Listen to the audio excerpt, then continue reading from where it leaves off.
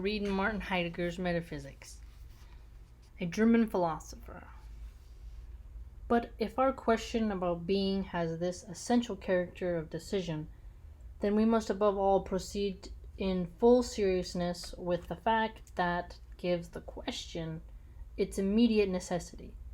The fact that being is in fact almost nothing more than a word now, and its meaning is an evanescent vapor. We do not just stand before this fact as something alien and other, which we may simply ascertain as an occurrence in its being present at hand. The fact is such that we stand within it, so we stand within being essentially. It is a state of our Dasein, through certainly not in the sense of property that we could simply exhibit psychologically. Okay, got it. So Dasein is not simply something psychological, it's actually inherent in our domain, down to the very atoms. State here means our whole constitution, the way in which we ourselves are constituted in relation to being. This is not a matter of psychology. Instead, it concerns our history in an essential respect. If we call it fact that being for us is a mere word and vapor, this is very provisional. This is a very provisional formulation. With it, we are for once simply establishing and coming to grips with something that is still not been thought through at all.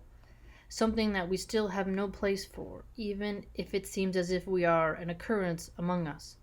We human beings, in us, as one likes to say. One would like to treat the particular fact that being for us is now just an empty word, an evanescent vapor, as a case of the mere general fact that many words, indeed the essential words, are in the same situation, that language in general is used up and abused, that language is an indispensable but masterless, arbitrary, applicable means of communication.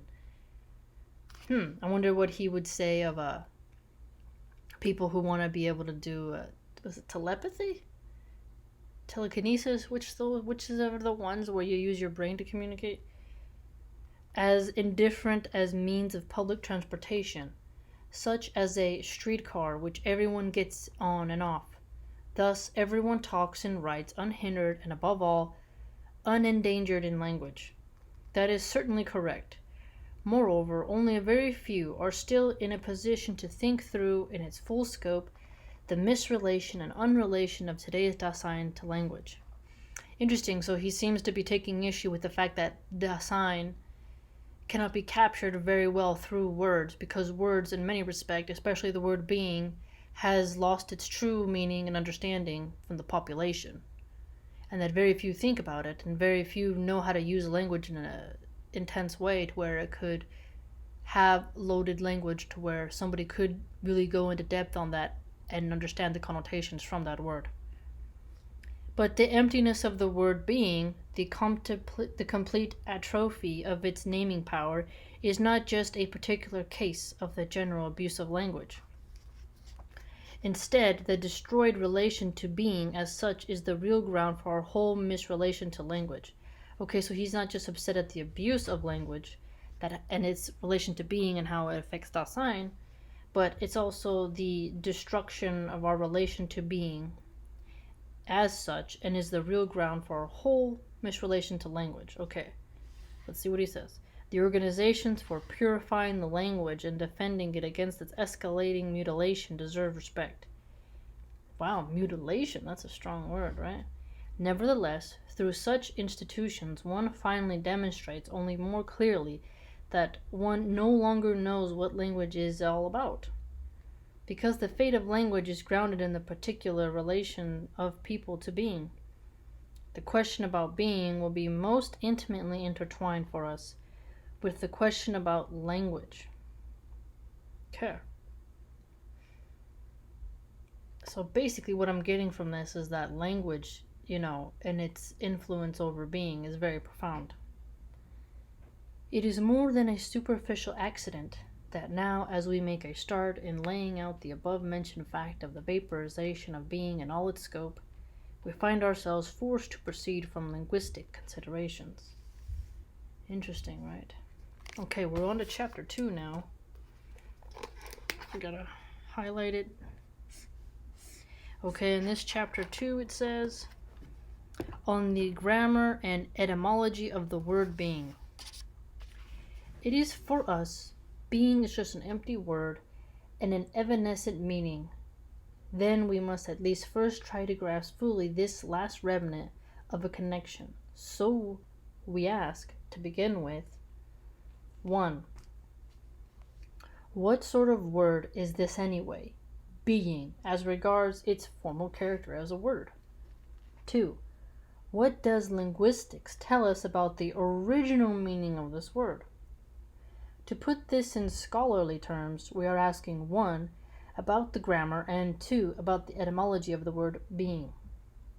The grammatical analysis of words is neither exclusively nor primarily concerned with their written or spoken form. It takes these formal elements as clues to definite directions and differences in direction in the possible meanings of words. Interesting. So grammatical analysis doesn't tell you how it was used in natural language or colloquially, but simply the way in which it's constructed. So like, ology means the study of. So if you see ology at the end of a word, it usually means the study of something. So I see what he's saying there. Directions dictate how the words can be used within a sentence or within a larger discursive structure. I think he's going to start talking about how the word beings and words in general, they're formatted not about what's inherent within them, but within the sentence grammatical structure. That's an interesting perspective if you really stop to think about it. Because yeah, it does make sense. That's true. He has a point. The words he goes, we went, they have gone, go, going to go, these are all inflections of the same word according to definite directions of meaning. We are familiar with these from the terminology of linguistics: present, indicative, imperfect, perfect, imperative, particle, infinitive. But for a long time, these terms have just been technical instruments that we use mechanically to dissect language and establish rules. Facts, family. That is very true. Wherever a more original connection to language still stirs, one feels how dead these grammatical forms are as mere mechanisms. That's true. I can understand where he's coming from with that. Like if we say, what's a word that would be good? Being is a good example that he's given. But today, you have people changing the meanings of words, right? Mother and father are now being changed to something else. But yeah, language and the study of language have gotten stuck in these rigid forms as if in a net of steel, beginning with the spiritless and barren language instruction in the schoolroom. Oh snap, he's definitely, yeah, I get that. So schools making languages barren and spiritless. Remember, he condemned science a little bit earlier for not being able to evoke spiritness. A dead language, dead types of languages, not dead as in they don't continue anymore. I'm not talking like Sanskrit or something. Like words that don't really hold a lot of meaning, like a lot of like feeling in them.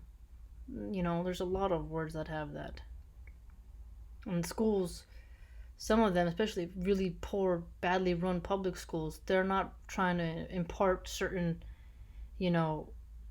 high etiquette and grammatical concepts onto the students. It's kind of just like the basic bare bones that you can go work in like some factory or, get some minimum wage job.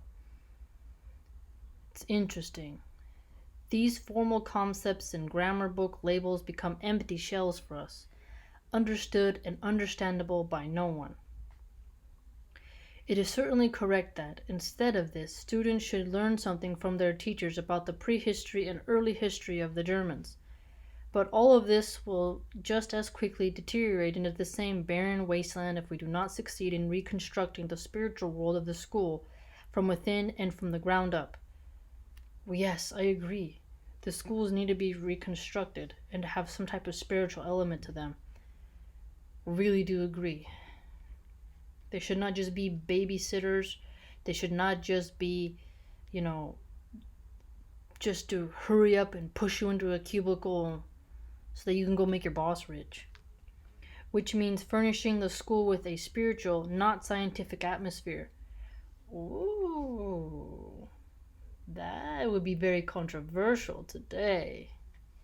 And for this, the first thing we need is a real revolution in our relation to a language. But for this, we have to revolutionize the teachers. And for this, the university first has to transform itself and come to grips with its task, instead of puffing itself up with irrelevancies. That's very true. There is a lot of irrelevancy in these schools. I agree that universities kind of were originally thought to be a place of where you get wisdom and knowledge. Now it's just about credentialism, where you hurry up, pile on all your classes, get through, and then you go work in some office building, and that's it. And hope you get a corner office. You don't get any true understanding. And I treat school like a true understanding, and I get a lot of flack for it. Some people say I'm too into it. They say, like, you're too focused, you're too, you're aggressive in how you approach your class. And I'm like, what? I really connect with what he's saying here. A lot of the school seems dead. People are like, especially even in the honor societies, some of the people there, it's like, do you love learning? Does your soul crave information, or are you just here so it's on your transcript? And it's like, wow, he has a point. It simply no longer occurs to us that everything that we have all known for so long and all too well could be otherwise. That these grammatical forms have not dissected and regulated a language as such since eternity like an absolute. That instead they grew out of a very definite interpretation of the Greek and Latin languages. This was all based on the assumption that language, too, is something in being. Something that, like other beings, can be made accessible and circumscribed in a definite manner. How such an undertaking gets carried out and to what extent it is valid clearly depends on the fundamental conception of being that guides it.